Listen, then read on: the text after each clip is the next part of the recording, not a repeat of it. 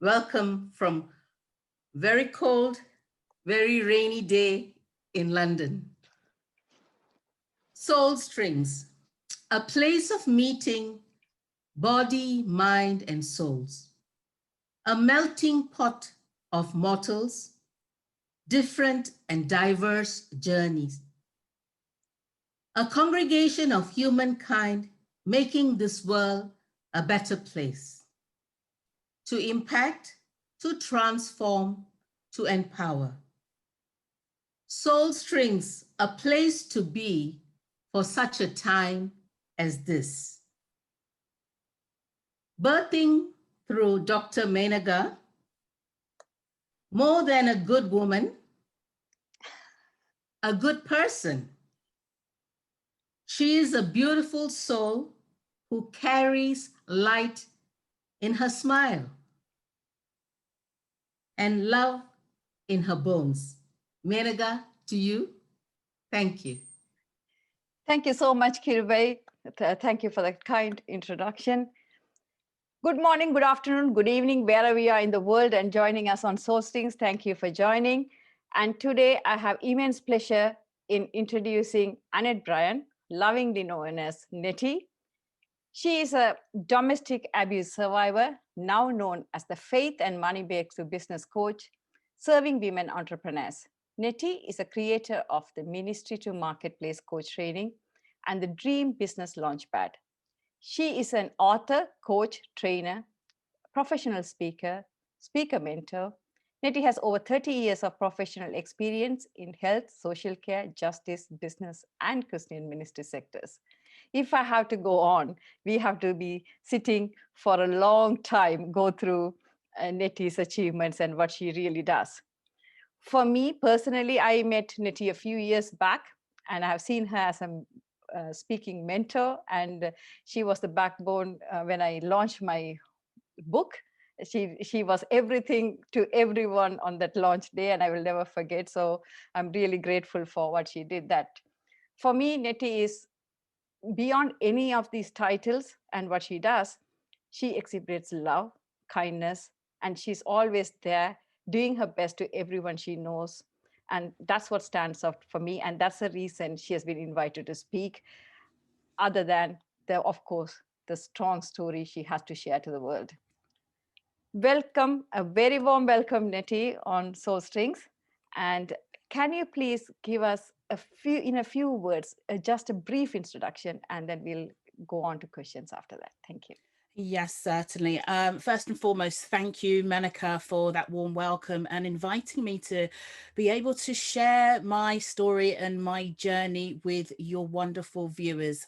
I count it a privilege. Every time someone invites me to speak, I count it a real privilege to be able to share my message of, from tragedy to triumph, and of course, from trauma to hope, because there's still quite a lot of people out there who are still stuck in a very dark and a very deep situation.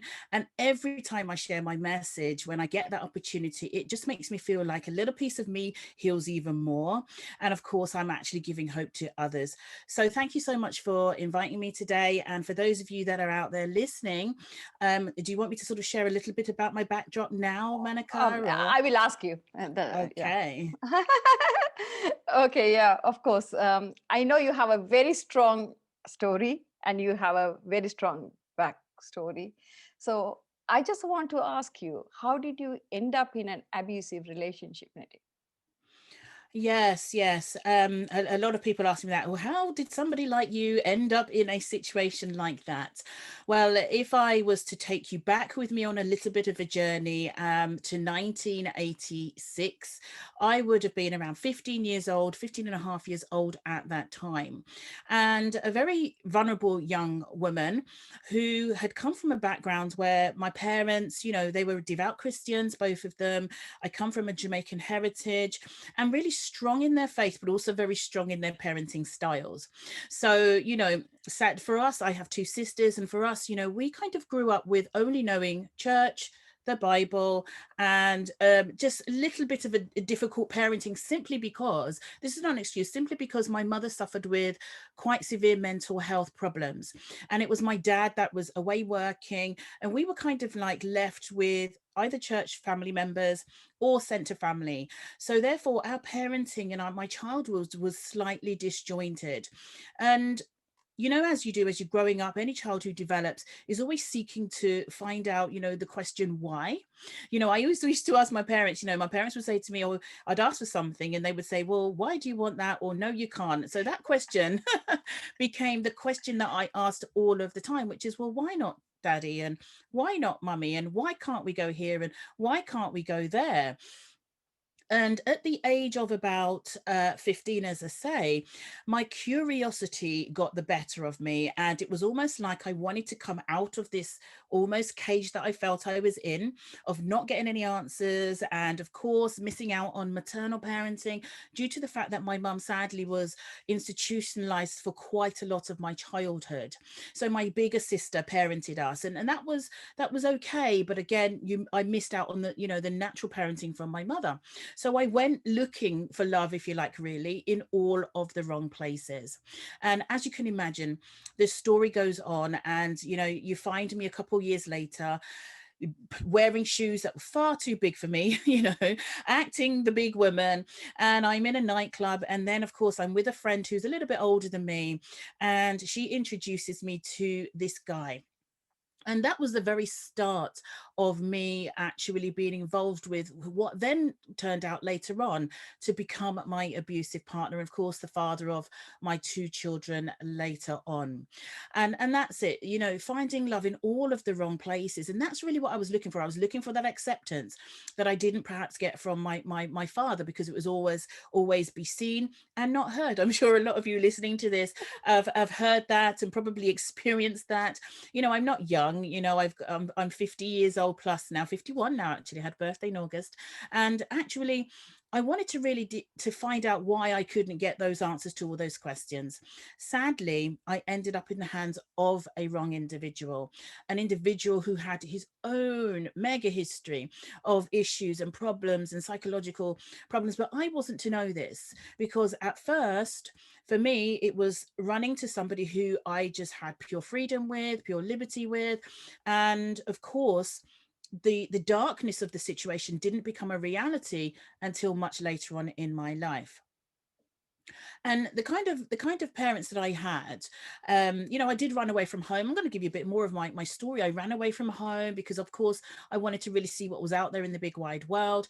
And, you know, I was away from my parents for about 2 years on this journey of like freedom, is to what I thought. But actually, I was running into the worst type of situation that I could have found ever. And sadly, the abuse started, you know, I got pregnant quite young, and the abuse really started after that period of time. And, you know, the thing for me within this relationship, you ask the question, what got me into that? Well, the answer is looking for love in all of the wrong places, settling for a situation that I thought I had to stay in, because again, from the background that I came from, which was completely faulty thinking, is you stay with the person that you have a child with. Where that came from, you know, I now know was obviously religious thinking, my parentage, and they stayed with, you know, because that's what our parents did. They stayed, right? So I followed their footpaths in that particular faulty thinking, and ended up staying in an abusive relation for 18 long years, two children later, and a very, very, you know, tragic situation which came to a head, which I'll share in a moment about.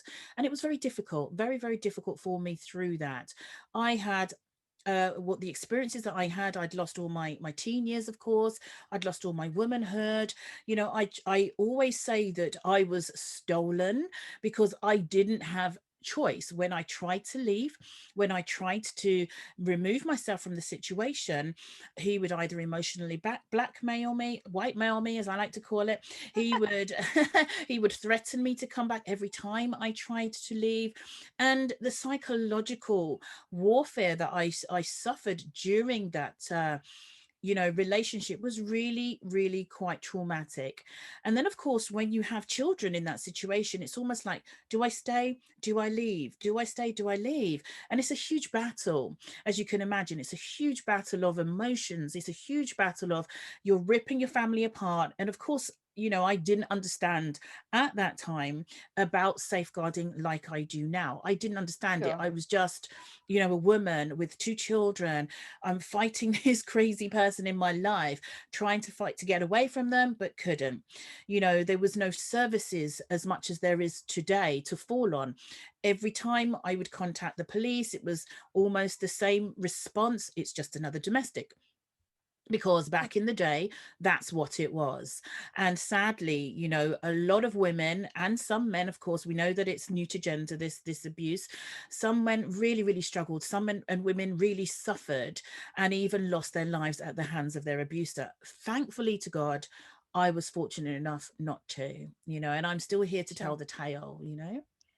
Thank you so much, Niti. I'm sure loads of people on this platform can relate to it. And between Mm. children and marriage and whether to get out or stay in, I'm sure a lot of people go through these dilemmas. And not only people who are listening to it now, and later on, whoever is listening to this, I'm sure hundreds of people can relate to it. And I can tell you, it's not only in your culture or in your religion. Mm-hmm. It is quite widespread. Yes, it Can, is. can I ask you, what was it like on an average day at that time for you? Yes. Average the average day, sometimes I didn't even look forward to waking up. That's the absolute truth, because of the events of the night before. But you know what, when you have children and you know that you have to just get on regardless of what's happening around for you, because I knew that my priority, even though my lifestyle was very chaotic, I knew that I had to still keep on going for them. So an average day in my life would look like either picking up the pieces from the night before, whether that was going through a episode of being drilled all night, whether that was going through an episode of having his friends round all night, where they would be drinking, smoking, and just really using my house as an open house. And I didn't really have control over that. And I'm being very open and honest here, because people need to know exactly what my life was like. And it wasn't easy being a young mum with 2 young children, managing that kind of situation. There were times where I didn't want to wake up. There were times where I couldn't face the day. There were times where I thought, okay, I need to do something about it. I would plan sometimes to try to leave, but because I couldn't handle the situation.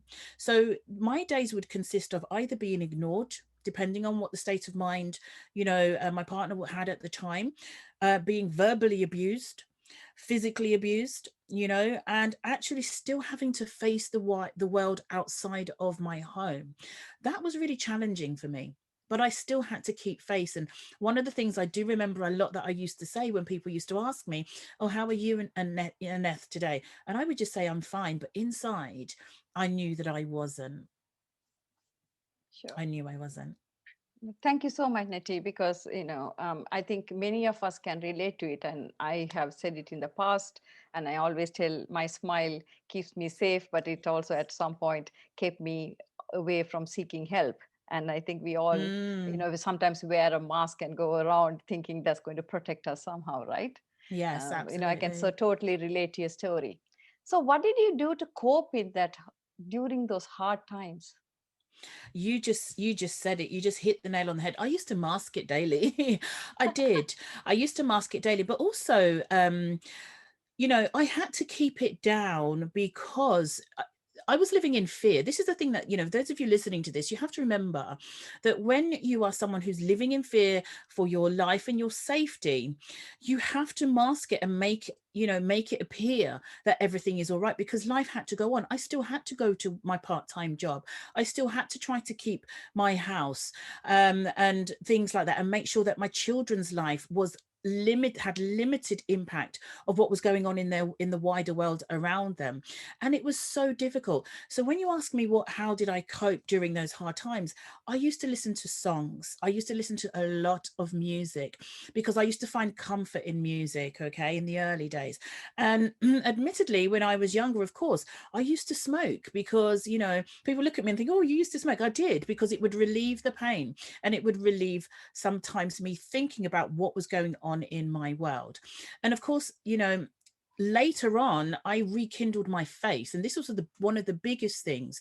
I rekindled my faith in God, and it was that what was keeping me through. And of course, the biggest thing was actually looking and waking up to my children every single day, because for them, you know, I'd be like, okay, you know, I'd need to just keep myself sane throughout those hard times, because I needed to try to make sure that they had a most positive, or as much a positive experience as I could give them, regardless of the situation. So they kept me going. They kept me going.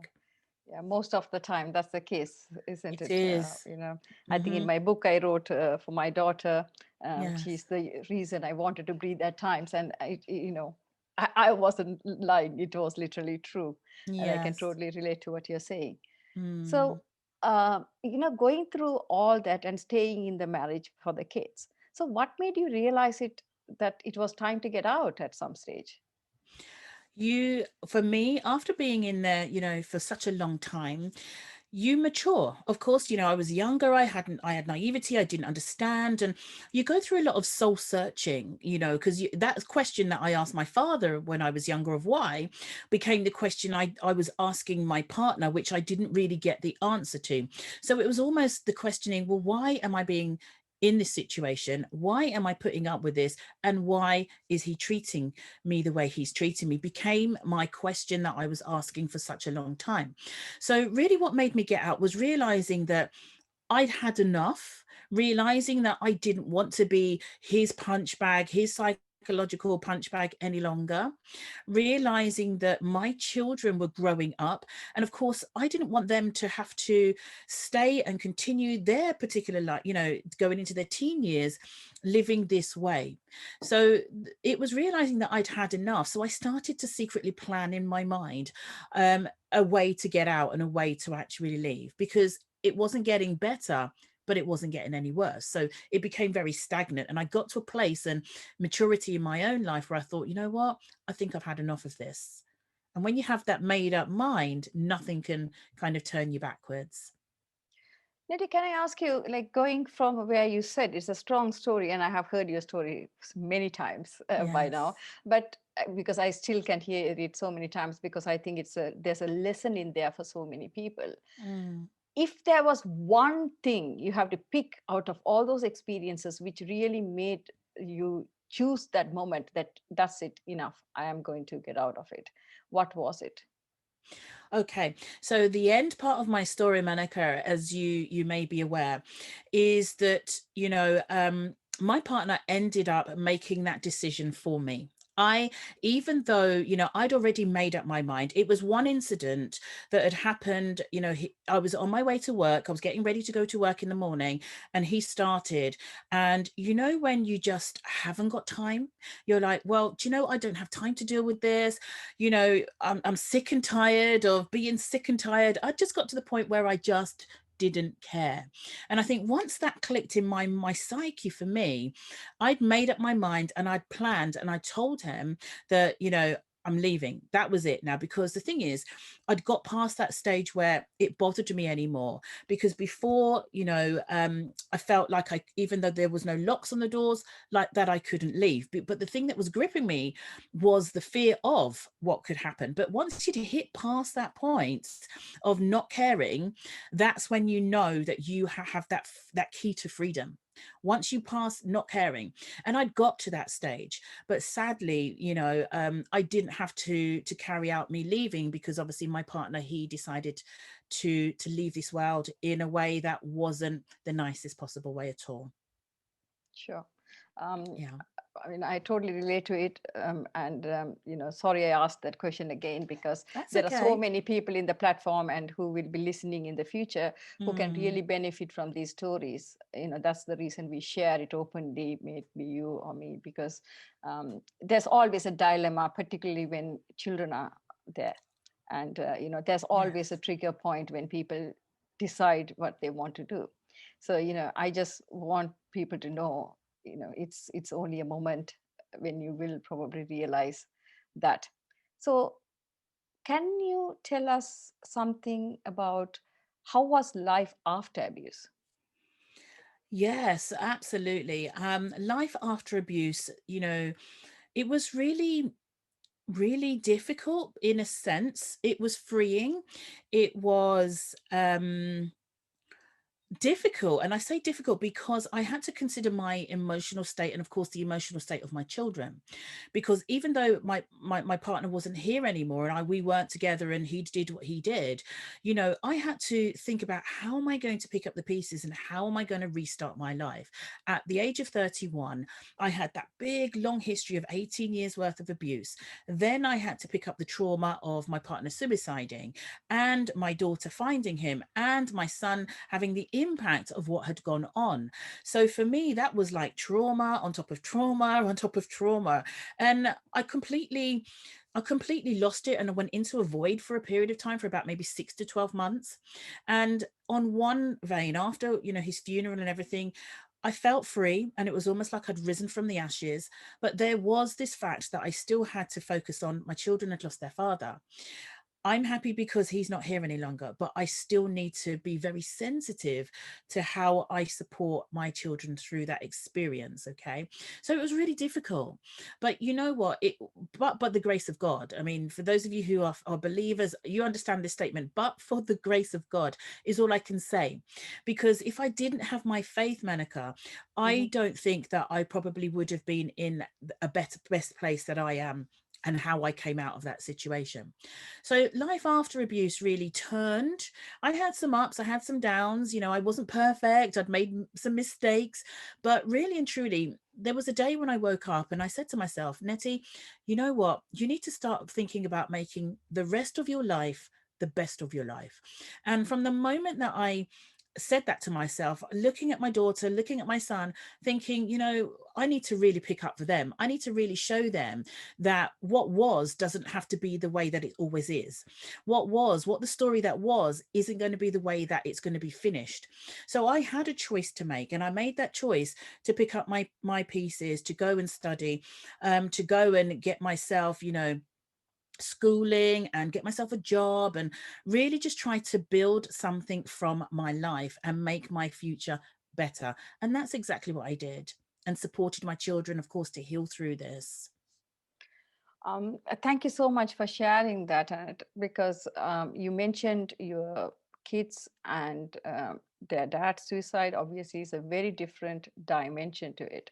So, Yes. how did you cope with what happened, particularly the kids losing their dad and the suicide? It obviously rattles anyone. So, if you have to advise someone, how would you tell the best way to cope with such situation? It's hard. It's never easy to cope with, a situation like that. But I think my strength and resilience had been built up over the years from being in that situation.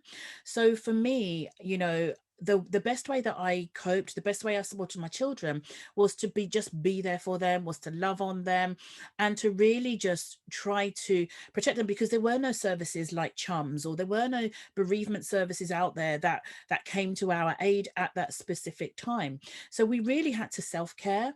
And I think my children have done really well, and I'm not saying it hasn't affected them in their own separate ways. Absolutely it has.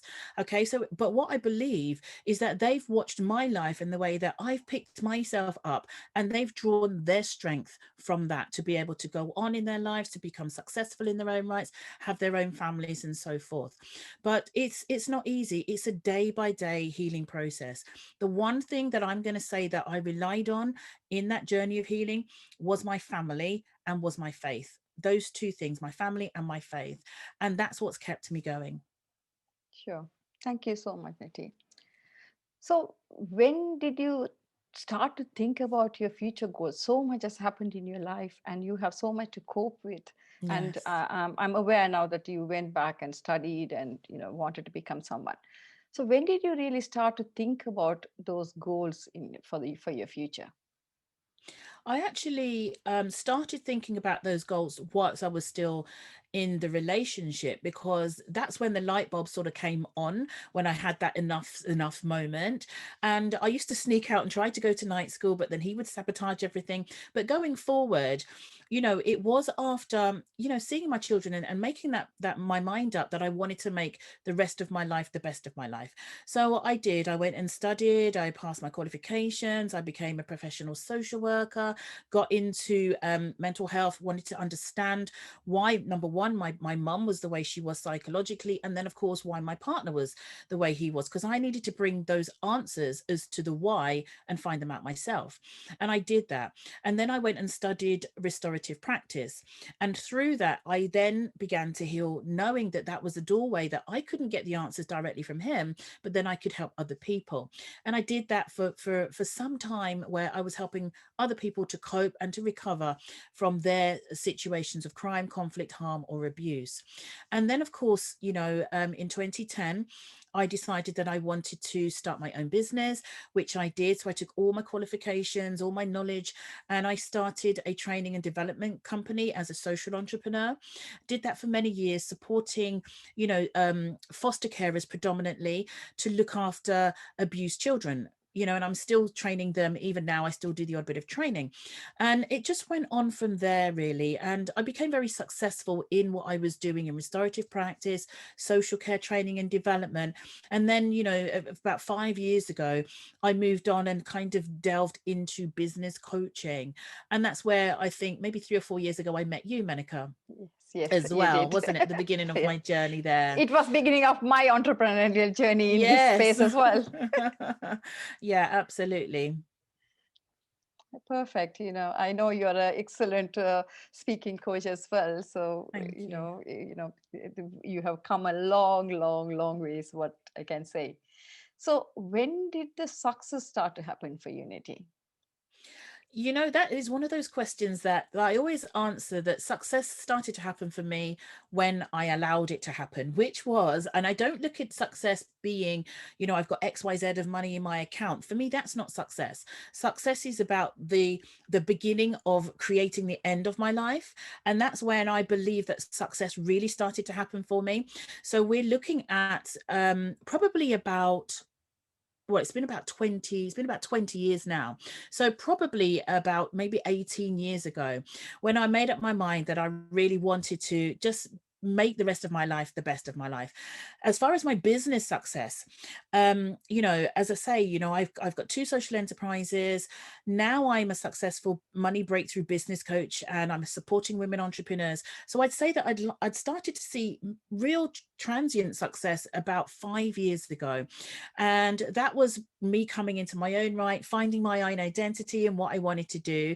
And I tried a few things, some successful, some unsuccessful. But in the last sort of 3 years, I believe this is when I've really started to tip over the iceberg, where I begin to see the efforts also play out for me financially as well. And I'm beginning to see real leaps and bounds in my business right now, where I'm hitting figures, being able to support many people to create their own wealth through working with me as well in the coaching business, which is absolutely fantastic. So that's going really well. Thank you, Niti, and you're an excellent coach. There's no surprises there. Okay. Thank Uh, you. so, what advice would you give someone who is still caught up in that abusive relationship and still struggling on? Yes, yes. To my dear sister, or my brother, as the case might be, I think the advice that I would give you is to never blame yourself. Because I did, when I was in my abusive relationship, I always used to say, is it my fault? That was one of the things that I used to think about, self-blaming. But you have to remember that the person that you were living with, or who is the abuser, is not well. they are not well. And I think that's a key thing to remember. So when you can remove yourself from that, it's not your fault, and start thinking about, you know, your person as someone who's quite sick, then maybe you can, it helps you to detach what's happening to you from the person who's doing it. Okay. And I'm not endorsing it in any way, shape, or form, but it gives you a different viewpoint, because there's sometimes people who can't get out, and I get that. So it's about, how do you manage? How do you stay in that situation, but yet be sane at the same time? The other thing, the other piece of advice is to safeguard yourself and know that you should be treated with respect. That's paramount. You need to be treated with respect. You're not the cause of your partner's abusive behavior. It's not. It's a problem that they have. And I think that's important to remember, especially when people start going into themselves thinking, is it my fault? And because, you know, when people create narcissistic behavior, they try to blame the other person, and gaslighting and all of those different things that we are familiar with. But on a day-to-day basis, one of the key things is to, if you have children, make sure that you understand that they deserve a safe and a happy life. That's important. That know that you're not alone in this. Know that there are people willing and waiting to help, and you don't need to stay in silence. That's really important. And I know sometimes, you know, you might be threatened to silence, but please don't stay in silence. Find somebody that you can confide in. Thank you so much, Niti. So you have, you know, it is very valuable advice what you have given to people who are still stuck in that relationship. How would you advise them to deal with the children at that point? Okay. Again, everybody's situation is on a case-by-case basis, and it really does depend on what relationship you have with your children. My guidance with, I was always open and honest. I would talk to my children because they could see what was going on anyway. So oftentimes I would find myself consoling with them. They would see me crying often. So I would say to you, you know, you need to be honest with your children. And actually, one of the key things that you don't want to fall in the trap of doing is telling your children that your dad is a bad person, because the minute you start doing that, you're going to build up hate in your child. And that's, even though this is going on for you, and of course I don't endorse it at all, and it's very negative experience, but what you need to do is safeguard your children's emotions. But I feel that you give them information as much as they're age appropriate to be able to understand what's going on, and show them the way, because we're now in 2020. There is so much places out there that we can seek help and guidance, and of course, you know, we have social services and all different things as well. But if you're in a situation where that is not an option for you because of culture, circumstances, or whatever the case might be, it's important that you aim to try to safeguard each other during that situation, and talking openly and at an age inappropriate way is the best way. Thank you so much, Niti. You nicely brought me into the next question, actually. Okay. Certain cultures, it is much harder to come out of relationships than others. And there's a lot of stigma or taboo attached to separating or divorcing or coming out of relationships. So what kind of advice would you give to those women and men who are coming Yes. out of that kind of cultures and societies? Again, it's very difficult. Culture can sometimes bind us to ideologies that don't serve us as human beings. And one of the thing, and that's, if you think about it, it was culture and it was religion that got me stuck in my situation, because I believed something that came from a culture, that came from a religious background. But what you've got to remember first and foremost is that you are a human being, that you are a child of God, you are fearfully and wonderfully made, and you deserve to live and love your life. And nobody deserves to treat you inappropriately. That's period, regardless of what culture, what race. And I get it, because sometimes culturally they may be laws that say you have to stay, and then you're fighting against those kinds of things. It's very difficult. But what I would suggest, to anybody in that type of situation is try to raise some dialogue, is try to bring some awareness of a different perspective and a different viewpoint. And I think when you start to open up people's mindsets about thinking differently, that can almost be a bit of a key to actually getting them to consider the way that they are treating you, or the way that you are being treated within that relationship. And sometimes I know that when you voice certain things, it can backfire, because that's happened to me many times, but you have to keep on persevering. You have to keep on persevering. You're smiling, Menaca. Yeah, I mean, when you mentioned things backfiring, of course. It's true. It's true. But you know what? I have a piece that I wrote in my book. It's called The Single Mother's Diary, and we share with 9 authors. And I said, in my particular situation, when I was trying to get myself out, the best word that I learned was no. And that became the loaded ammunition in my gun. And the more I used it, the more powerful that gun became. And so you have to keep on using your mouth, because death and life is in the power of your tongue. You speak life, you speak what you want, and you speak death to the things that you don't want in your life anymore. Okay, that's one thing I think is a great thing to remember in that situation. Sure. Thank you so much, Neti, because this is what I keep writing and saying as well. I used to be the biggest people pleaser at some point, but the best thing I have heard and now implement and tell all the people I work with is, Yes, every yes you say is a no to yourself sometimes. So you have to be absolutely. very, very careful what you are saying yes for. So you have come a long way, a tremendous journey, of course, a roller coaster ride like many of us.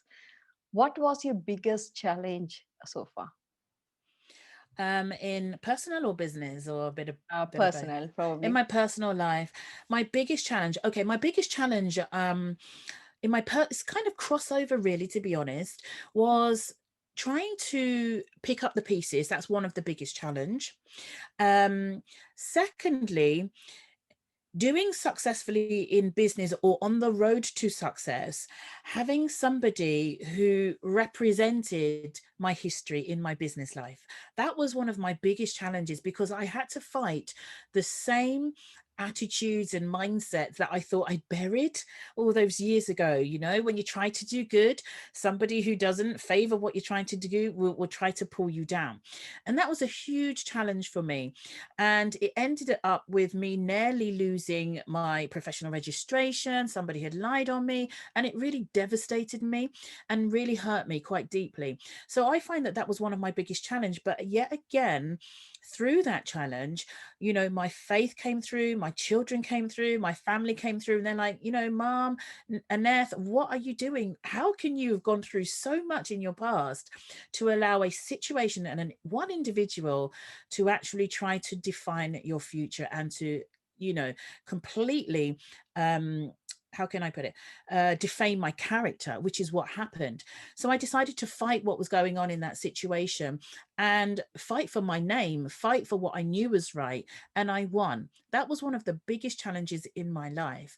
And all it did for me was showed me that, I'm strong, and I can continue to be strong. And that, it made up my mind, really, at that point, that no one was ever going to take control of my economic future again. It was at that point that I decided that no one was going to hire me or fire me unless the name was God. And that was what it was. I love it.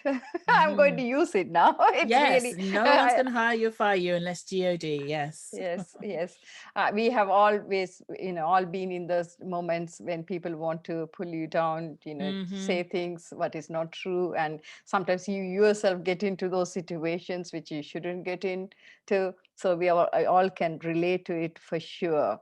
And, Yes. and I think every situation has different dimensions, isn't it? It's really amazing what you said there, because you have gone through so much in the past, yet that one thing still managed to unruffle you totally. So these things, I think, would you agree, Niti, when I say that, like, every adversity or every challenge has a different dimension, and Absolutely. just because one thing didn't get to you doesn't mean that the other thing wouldn't get to you. Absolutely. I believe that, every single, they have this saying, it's like, new levels, new devils kind of thing, right? And it's almost like the higher you go, because for some of you who don't know, but I'm a former frontline pastor as well. And of course, there would came different challenges there as well, So not only came the challenges in my business life, but the challenges in my personal life, my spiritual life. And excuse me. And it's almost like, you have to be on another level yourself to be able to manage all of these different adversities. And the word that comes to mind, which is your favorite word and what you're all about, is resilience. Is resilience. You need supernatural resilience to be able to cope and to recover from all of these things. And that's why I came to do restorative practice, because I was sick and tired of seeing other people go through abuse, seeing other people lose their voices. And I became a real advocate for other people in challenging situations similar to mine and not so similar to mine, to be able to give them a voice back, to know that they can stand up for their rights in whatever scenario, situation, personal or business, that they may find themselves in. So I have heard you mentioning restorative practice a few times. And Yes. for those who don't know what is restorative practice, can you quickly just explain what it is for them, please? Yes, certainly. Restorative praxis, or restorative justice, as it might be known, is a situation, or it is a process whereby those who are victims, or we like to call them harmers, and those who are perpetrators, or those who are the people causing the harm, come into dialogue to see how they can repair that harm that's been caused. And that can be any kind of harm.